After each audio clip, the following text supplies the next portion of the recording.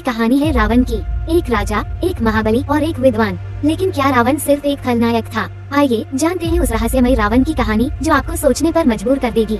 अगर आप भी रावण की कहानी के बारे में अधिक जानना चाहते हैं तो इस वीडियो को लाइक, शेयर और सब्सक्राइब करें और रावण की कहानी के बारे में अधिक जानकारी प्राप्त करें। चलिए वीडियो में आगे बढ़ते हैं। रावण का जन्म हुआ ऋषि विश्ववा और राक्षसी कैकसी के घर। एक तरफ उसके पिता थे महातपस्वी जिनका जीवन संयम और ज्ञान से भरा था, और दूसरी ओर उसकी माँ राक्षसों की दुनिया से जुड़ी थी।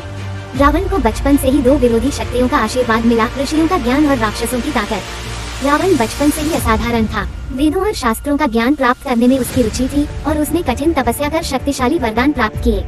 परंतु उसकी महत्वाकांक्षा उसे कभी चैन से नहीं बैठने देती। कठोर तपस्या के बाद रावण को ब्रह्मा से ऐसा वरदान मिला जिससे उसे मृत्यु से कोई भय नहीं था।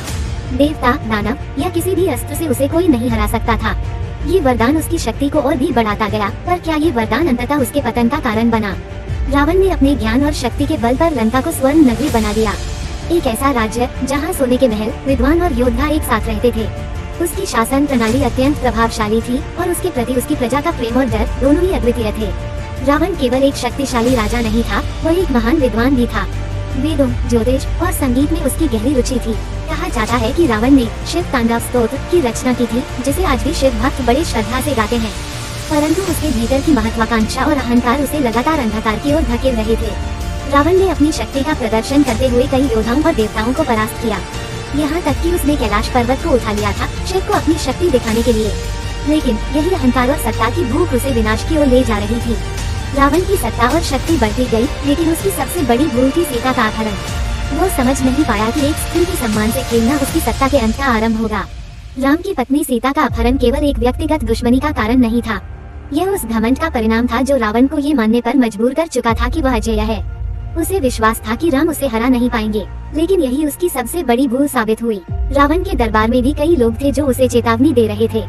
उसका भाई विभीषण बार बार उसे सही मार्ग पर चलने की सलाह देता रहा, लेकिन रावण ने अपने अहंकार में सबकी बातें अनसुनी कर दी। और ये वही समय था जब उसका पतन निश्चित हो गया था। फिर वो समय आया जब भगवान राम और रावण के बीच महान युद्ध हुआ। ये केवल एक युद्ध नहीं था, यह अच्छाई और बुराई के बीच का संघर्ष था। रावण की सेना विशाल थी, उसके पास शक्तिशाली अस्त्र शस्त्र थे, लेकिन राम की सेना के पास था धर्म और सत्य का बल। युद्ध के दौरान रावण ने अपनी सारी शक्तियों का इस्तेमाल किया। उसने मायावी युक्तियों से राम की सेना को परेशान किया, लेकिन राम के पास धर्म की शक्ति थी। धीरे धीरे रावण की सेना परास्त होती गई और अंत में राम और रावण का आमना सामना हुआ। रावण, जो कभी अजेय था, आखिरकार राम के हाथों पराजित हुआ। लेकिन क्या ये केवल एक युद्ध का अंत था, या फिर हमें इससे एक गहरी शिक्षा मिलती है? रावण का अंत हुआ, लेकिन उसकी कहानी आज भी हमें कई महत्वपूर्ण सीख देती है। रावण केवल एक खलनायक नहीं था, वो एक महान विद्वान था, एक शक्तिशाली योद्धा था। उसकी सबसे बड़ी कमजोरी उसका अहंकार और अधर्म की राह पर चलना था।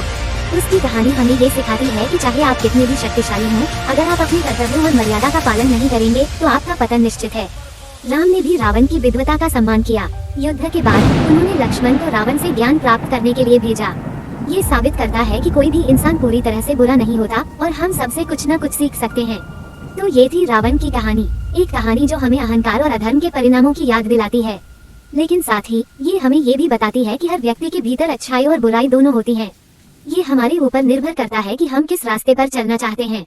तो क्या रावण केवल एक बुरे इंसान था,